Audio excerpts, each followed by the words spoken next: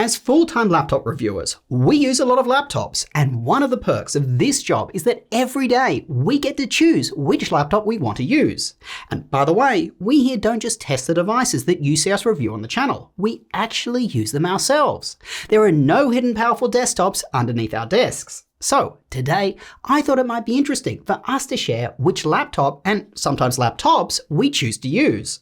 If you do decide to buy one, check out the links down below the video. We regularly update them with the best possible prices that we can find on them. And yes, I know about my finger. I was doing some cooking and accidentally included part of my finger in the cooking. If you happen to be a nurse and know how to bandage a finger after stitches, I could definitely use your help. So post it in a comment down below. So, Ethan, what do you actually do here?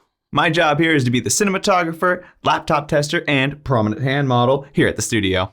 And you were pretty specific about wanting the MacBook Air 13 with M2. Why? It's extremely portable, has an awesome display, and it has no fans inside, which means that I don't get any fan noise while we're recording, which is very important. It also has amazing compatibility with my phone, which I love because I just love to put notes on here and they just appear on here. It also has an amazing trackpad and keyboard, although no one in the studio believes me about the keyboard. I don't really have a lot of cons with this device. One of the main ones would probably be that it has a kind of small screen size, but I had the choice between the Air 15 and the Air 13, and there's not really a sweet spot Air 14 that would kind of fit my demographic. There's also no SD card slot, which is crazy. I have to use a dongle every time I transfer files.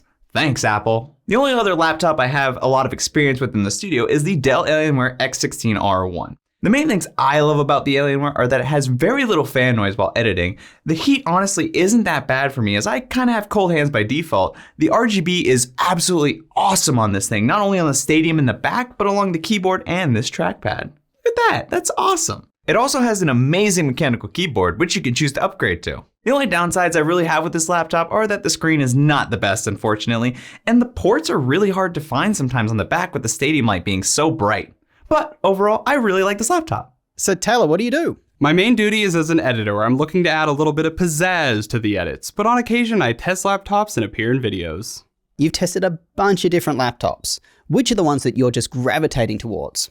I can't stress enough how much I love the Asus Strix 16. It has an original look that I just can't get enough of. It reminds me of those old see-through Game Boys. Remember those? Not to mention that the performance is out of this world while not becoming insanely hot to the touch. Yes, the thickness of the laptop may be a little much for some people, but I personally enjoy how it raises my hands while gaming or editing. And if that thickness is what helps keep the laptop cool, that's just bonus points in my book. The Asus ZenBook Pro 14 is my walk around the office reference laptop that I use to gather benchmark information or other similar tasks.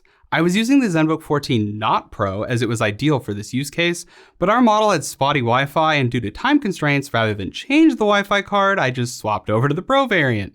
The advantages of being a laptop reviewer. Anyway, the ZenBook Pro 14 shares many benefits with the 14. It feels compact, premium, and it has a good keyboard.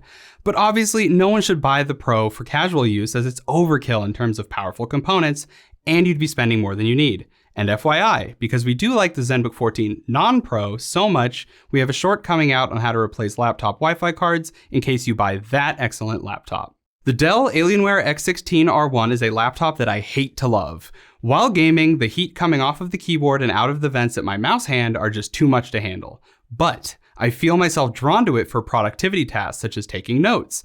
And there's a good reason for this. Its keyboard is an absolute joy to type on. This mechanical keyboard keeps dragging me back and makes it easy to ignore the laptop's other faults, such as its dim screen and the heat you feel. But beware, the mechanical keyboard may be near perfection, but it is loud and may not be for everyone, as using this laptop with this keyboard in a classroom or office setting may upset those around you, but you'll be having a great time. So John, what do you do? I'm the team bookkeeper and financial manager. And what computer have you been using? HP's NVMove. And it's an all-in-one desktop, right? What do you like about it? It's got a big monitor, touchscreen, it's portable and battery operated, so I can just pick it up and take it into your office if we need to collaborate. And how's the performance? It's great for everything I do. So, if it's not apparent, I am not our tall British editor Colin, but Colin has returned to the UK recently with his laptop of choice in tow. So I am going to give you his thoughts on the ZenBook Pro 16X in his place. He loves the high resolution, color accurate, and high refresh rate monitor, fast SD card reader, and the low fan noise. He also loves that the keyboard raises when the laptop is unfolded. In fact, before this laptop, he used a stand. But be aware that some people, like me, don't enjoy that so much. But what he doesn't love is that there is only one USB-A port and a single SSD slot, which results in less max storage for a video editor. And then there is this Asus style that he found completely unusable, gimmicky, and has since disabled. Overall, he feels that the ZenBook Pro 16X is a beast for editing and a joy to work with, as the cons listed don't really affect him much. And as a fun fact, he left his Legion 5 Pro behind when taking the ZenBook with him, so I think we should give it away. Alright, so for me personally, the main laptop that I use is the MacBook Pro 14 with the M2 Pro chip, and I absolutely love it. It's my baby. It's pretty much good at everything, yet it's still portable. It has a screen large enough for me to get real work done, and it's very snappy. Plus, it doesn't suffer from any of the material issues that most laptops do: annoying fan noise, uncomfortably warm-feeling chassis, or short battery life. It's perfect for my use case where I write scripts or perform business management functions all around the studio and sometimes out and about in coffee stores.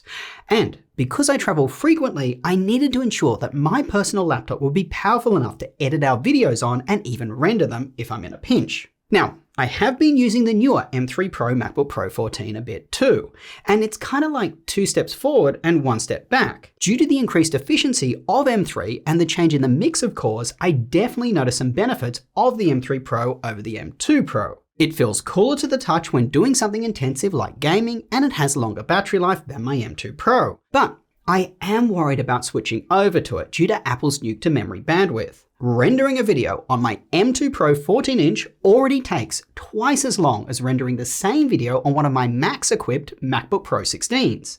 That is due to it having half the memory bandwidth. These new M3 Pros have even less.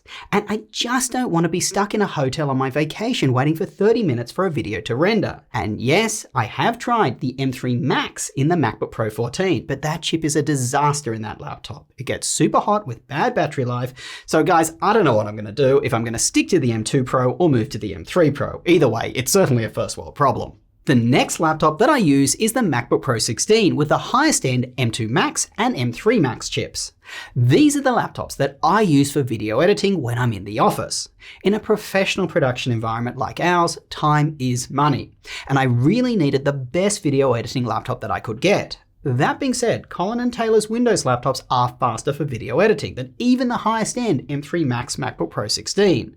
But I am happy to take the slight drop in performance for how much quieter my MacBook Pro 16s are. As mentioned, I'm using both of them, the M2 Max and M3 Max versions. In my use case, the M3 Max is a little faster, but you do hear the fan spin up more frequently and it feels noticeably warmer to the touch than the M2 Max, even for casual tasks. When it comes to Windows laptops, my favorite is the Slim Pro 9i 16-inch. As similar to the MacBooks, it's just a darn good all-round laptop. In fact, it's pretty much 90% of a MacBook Pro 16 for half the cost.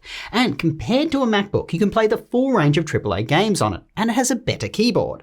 Only thing that I don't like about it though is that it only has one USB-C port and a slow SD card reader.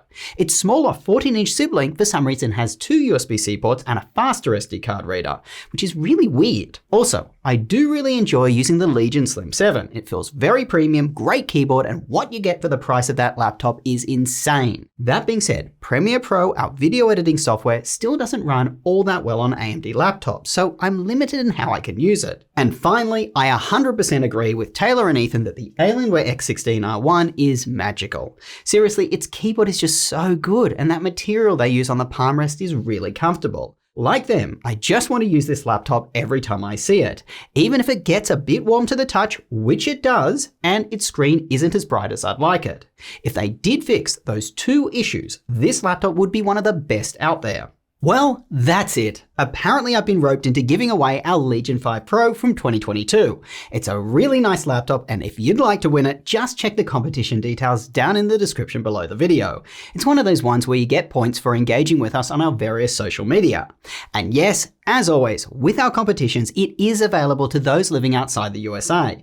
But if that's you and you do win, you will be asked to confirm that you have the money to pay any applicable local taxes before accepting the prize. As I said, if you're looking for the best deals on the laptops that we talked about today, make sure to check out the links down below the video, as that's where you'll find them. Finally, take a moment to smash the like button and get subscribed. Not only will it make our mothers very proud, which it certainly does, but it also helps grow the channel, which means that we can create more videos for you. Till next time, go do something awesome with your day, and I will catch you later.